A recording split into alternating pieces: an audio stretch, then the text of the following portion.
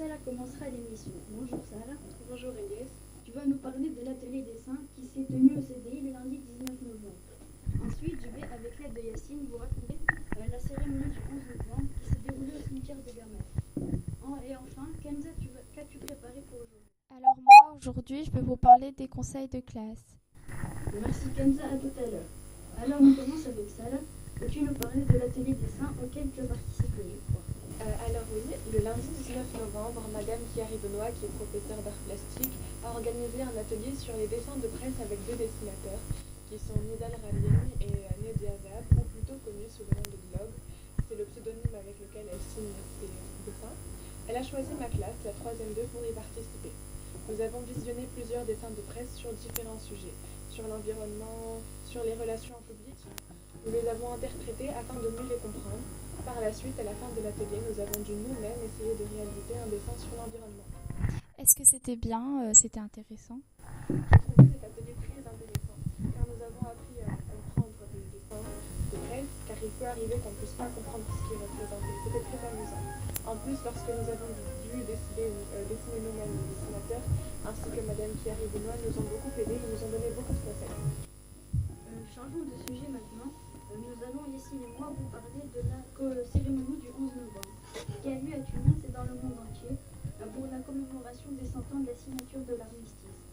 Yacine, peux-tu nous rafraîchir la mémoire? Qu'est-ce qu'un armistice? Bonjour Elias. Donc tout d'abord, un armistice, et c'est la définition du Larousse, est une convention signée par plusieurs gouvernements pour mettre fin aux hostilités entre les armées en temps de guerre. Ça marque la fin temporaire ou définitive du conflit avec l'accord des différents pays participant à la guerre en question. Et lors de la Première Guerre mondiale, c'est pas ça qu'on appelle le traité de Versailles? Ah non Elias, tu confonds entre l'armistice et le traité de Versailles. Donc l'armistice, signé en 1918, met fin aux hostilités, c'est-à-dire au conflit entre les armées. C'est comme un cessez-le-feu. Alors que le traité de Versailles, c'est un traité de paix mettant fin définitivement à la guerre entre les pays. Il a été signé le 28 juin 1918, date d'anniversaire de l'attentat de Sarajevo, qui est à l'origine de la Première Guerre mondiale.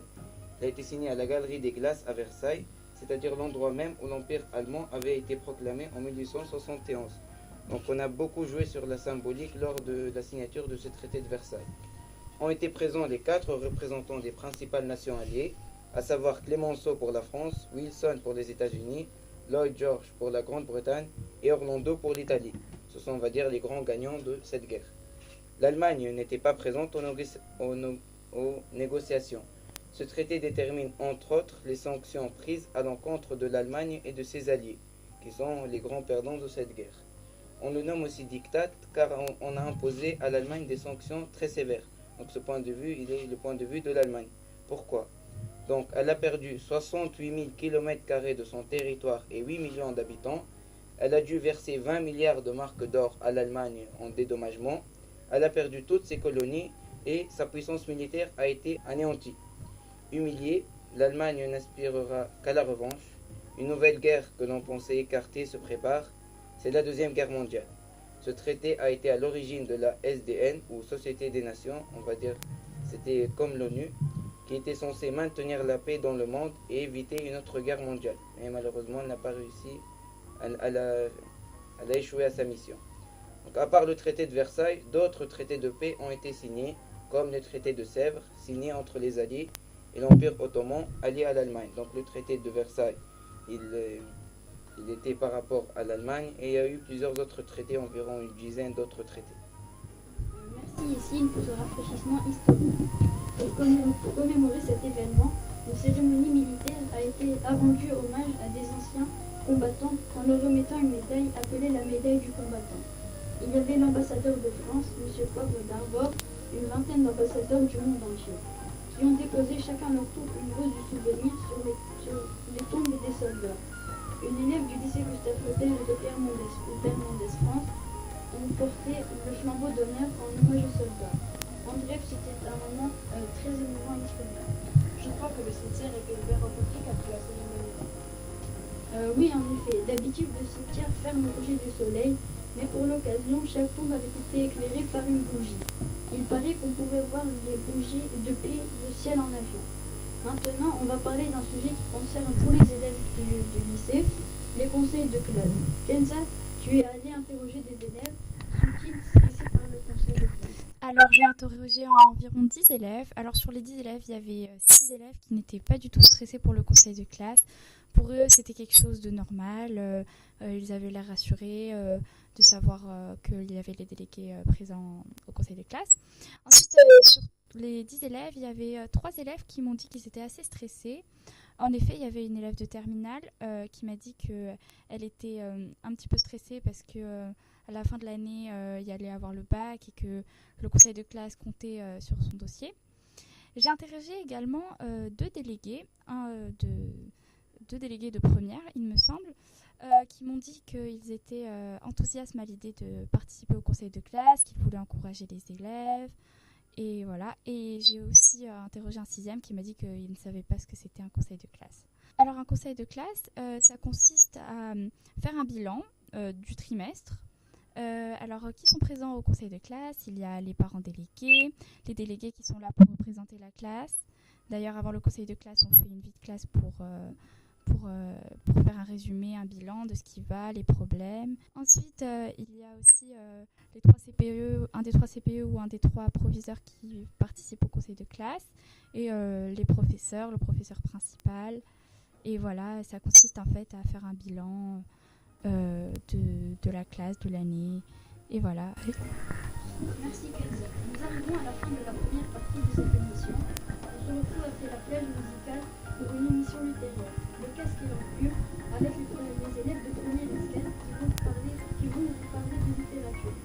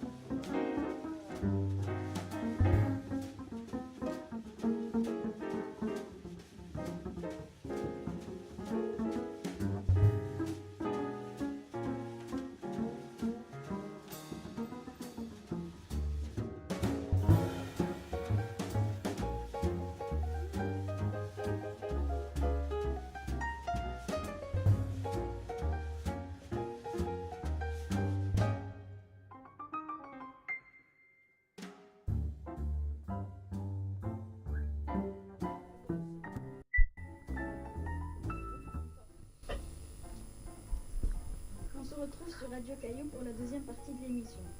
On accueille aujourd'hui les élèves de première S4 pour un débat littéraire animé par Madame Gaston. Bonjour Madame. Bonjour Eliès et merci de cette présentation. Alors j'accueille aujourd'hui donc des élèves de première S4 qui vont parler et débattre de littérature autour de 4 romans récents qu'on peut emprunter au CDI. Puisque ces romans font partie des sélections précédentes du prix Flaubert, qui est un prix littéraire qui existe au lycée Gustave Flaubert depuis 10 ans. Il a fêté ses 10 ans l'année passée. Et bien, grâce à ce prix littéraire, nous achetons du coup chaque année une dizaine d'exemplaires de romans contemporains, ce qui fait qu'ils sont ensuite disponibles au CDI et que nous, professeurs de français, nous pouvons les procurer à nos élèves pour donc assurer des lectures en classe. Alors cette année, pour mes premières S4, j'avais choisi 4 romans qui traitent de thèmes d'actualité. Et parmi ces 4 romans, le roman donc d'un écrivain qui est franco-tunisien, qui vit la plupart du temps en France, mais qui a fait tout son cursus scolaire en Tunisie, Yamen Manaï. Et ce roman s'appelle L'amour ardent. Alors, Imen et Jasmine qui sont présentes aujourd'hui, bonjour. Donc, Imen et Jasmine ont lu toutes les deux ce roman de Yamen Manaï. Quel est le sujet d'actualité dont parle ce roman ? Eh bien, en fait, ce roman parle surtout de la situation de la Tunisie avant la révolution tunisienne, donc des élections également, enfin 2011-2012.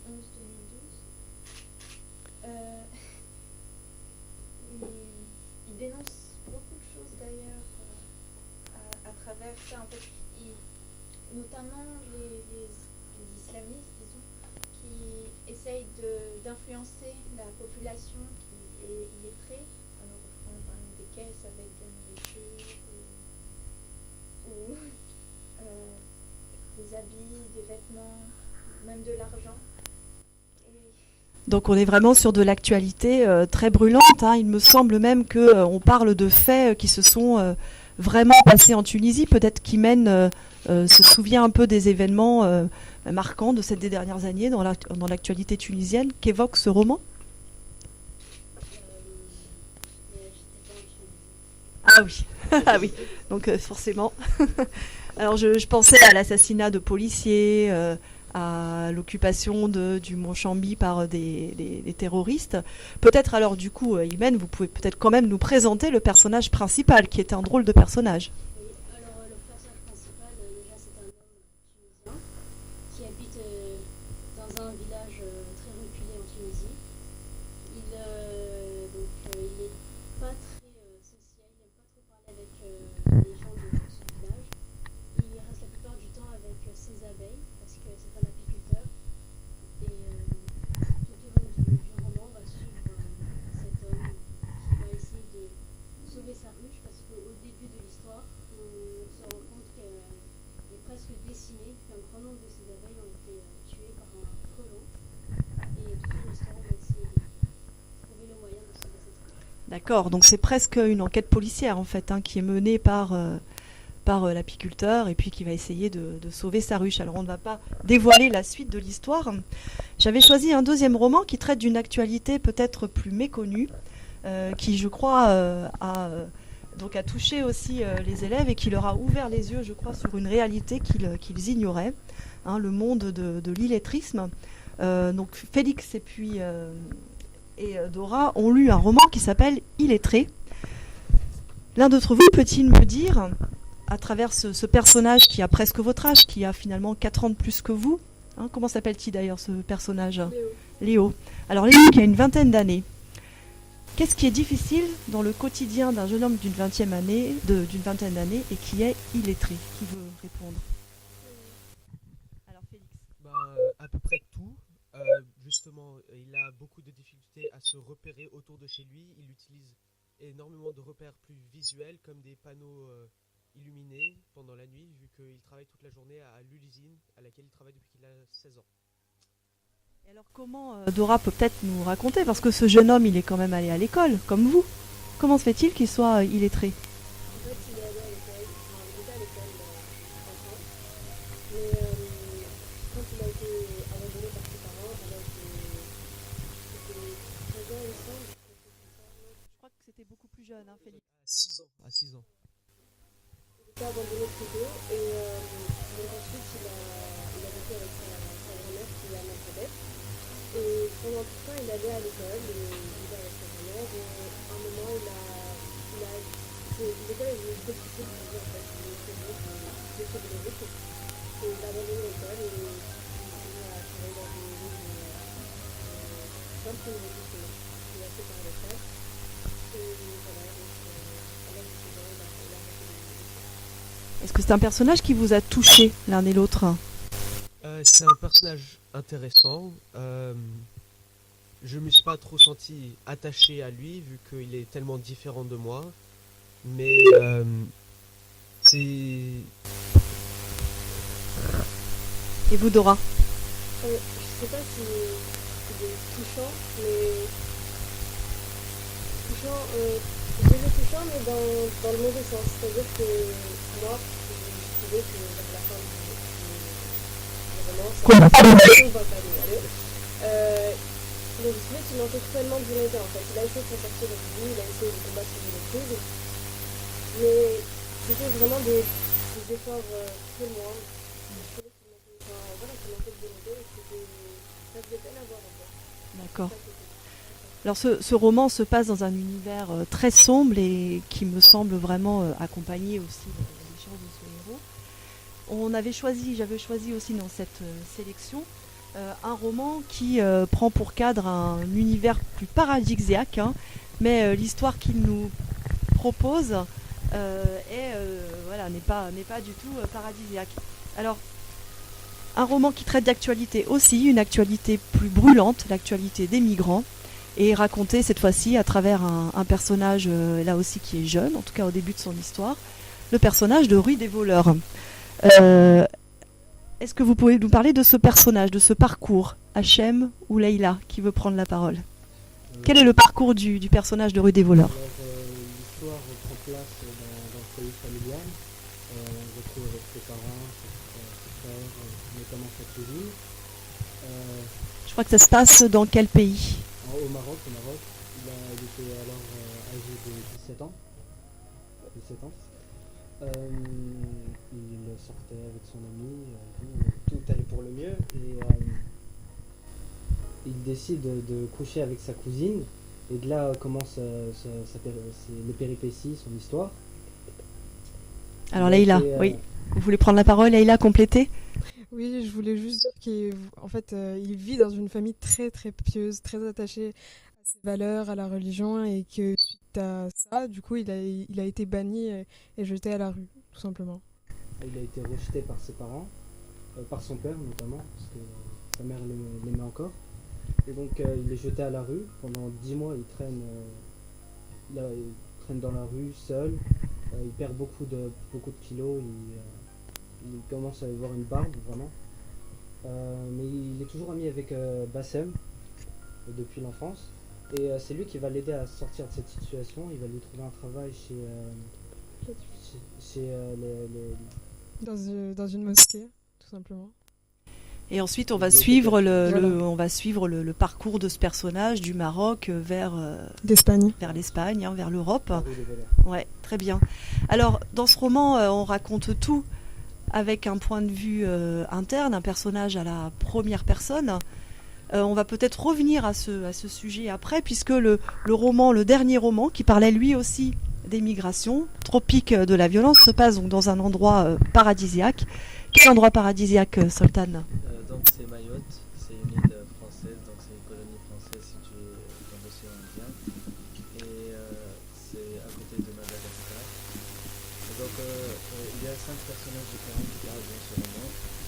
Donc ils racontent leur quotidien dans cette île, qui est à première vue paradisiaque, mais en fait il y a un bidonville qui s'appelle Gaza et où se passe beaucoup de problèmes, beaucoup d'événements qui sont présents dans le monde entier déjà. C'est un problème de la société majeur parce que les bidonvilles sont situés partout. Et donc ce bidonville, il a un chef qui s'appelle Bruce. Et en fait, ça raconte l'histoire d'un enfant qui s'appelle Moïse. Il a été adopté par une infirmière. Il a été adopté et puis quand il a su qu'il a été adopté, il a un peu abandonné sa mère. Mais après, sa mère, l'infirmière, elle fut morte. Et D'accord. Alors on va pas révéler toute la suite de l'histoire de Moïse qui va poursuivre vers son destin. Ce roman était peut-être le plus particulier dans sa façon d'être écrit, dans la façon dont l'histoire était narrée. Qu'est-ce qu'elle a de particulier cette histoire, Soltan? Déjà, c'est un point de vue interne, mais c'est raconté par plusieurs personnages, non pas un seul personnage. Et donc il y a plusieurs points de vue différents. Donc il y a le point de vue d'une infirmière, de 3 adolescents et d'un instructeur. Et donc ce qui lui donne une empreinte originale parce que on trouve pas ça non. Habituellement c'est juste un seul narrateur qui raconte, mais là c'est 5 personnages différents. D'accord. Alors est-ce qu'on peut peut-être revenir? Oui, vous vouliez réagir, Leïla, c'est ça? Non. La narration à la première personne, qu'est-ce qu'elle apporte peut-être à la lecture du roman? Bien, dans le roman que j'ai lu, en tout cas, Rue des voleurs, c'est un point de vue, je dirais, très, très intéressant, puisqu'on est confronté au point de vue d'une personne. Personnellement, je ne m'y identifie pas trop, et c'est vraiment très intéressant de voir les opinions, les craintes, les désirs, les souhaits d'une personne comme celle-ci, qui est un adolescent, qui grandit dans un milieu plutôt particulier, qui est une famille très pieuse, et il se heurte aux difficultés, puisqu'il doit se censurer en quelque sorte, et s'oublier. Et donc la première personne permet comme ça d'entrer dans l'intimité de ce personnage. Alors les uns et les autres, quand je vous ai pris en début d'année en classe de première S, j'ignorais, et j'ignore d'ailleurs toujours si vous êtes des lecteurs ou pas, des lecteurs quotidiens ou pas. Est-ce qu'il y a autour de la table des élèves qui n'ont pas l'habitude du tout de lire? Oui. Hachem. Alors, est-ce que vous avez lu dans le passé? Oui, Est-ce qu'il y a eu un moment où vous étiez lecteur? Les livres étaient exigés. D'accord. Voilà. Donc c'est un lecteur scolaire, c'est ça? Exactement. Vous lisez quand on vous le demande. Voilà. Mais vous n'avez pas cette pour le habitude plaisir. pour le plaisir. Non. Et il n'y a aucun roman qui un jour vous a convaincu d'aller en emprunter un tout seul. Je les trouve bien, même ceux que je lis en cours d'année. Mais c'est pas quelque chose qui me passionne particulièrement. D'accord. Et les autres, alors, autour de la table, êtes-vous des lecteurs, des non-lecteurs, des petits lecteurs, des grands lecteurs? J'ai comme Hachem, donc je suis pas un grand lecteur, c'est juste je lis les livres exigés. J'aime bien l'histoire, donc j'ai jamais trouvé un livre, j'ai jamais détesté un livre, mais à part ça je lis pas trop, c'est pas une passion. D'accord. Les échanges qu'on a pu avoir autour ou alors ces livres, est-ce que vous avez trouvé qu'ils vous apportaient quelque chose aux uns et aux autres? Est-ce qu'ils vous ont appris des choses peut-être? Sur les conditions des migrants en Méditerranée, leur traversée compliquée vers l'Europe. Ça vous a ouvert les yeux? Et vous, Félix? Ça m'a pas ouvert les yeux, mais ça m'a montré à quel point c'était difficile et c'est une vraie épreuve. Oui, pour eux. Et Félix? Pour moi, ça m'a ouvert les yeux sur l'illettrisme. J'y avais pas vraiment pensé avant. Je savais pas que c'était. Enfin, je savais que c'était un vrai handicap, mais je savais pas que c'était un si grand problème, et spécialement en France où il y a énormément d'illettrisme. Finalement, ouais, et qu'on ignore, tout à fait. Alors, peut-être le dernier mot de la fin, parce que moi, l'un des romans qui m'a... j'ai beaucoup aimé ces 4 romans, mais dans L'amas ardent, j'ai quand même appris beaucoup de choses sur les abeilles. Peut-être le mot de la fin dans ce débat, à Imen ou à Jasmine, pour nous expliquer qu'est-ce que c'est qu'un amas ardent. Alors, un amas ardent, c'est une sorte de tactique d'attaque que font les abeilles pour se protéger des frelons. Il faut qu'elles soient déjà nombreuses, qu'il y ait un grand nombre d'abeilles qui se collent aux frelons. Et comme elles vont bouger très vite, leur corps va se chauffer. Et comme les abeilles elles peuvent survivre jusqu'à 48 degrés alors que les frelons jusqu'à 45, dès que leur température va dépasser 45 degrés, le frelon va mourir et les abeilles auront réussi à se défendre face à ces frelons. Incroyable. Voilà, je vais repasser la parole à Elias pour la conclusion de l'émission.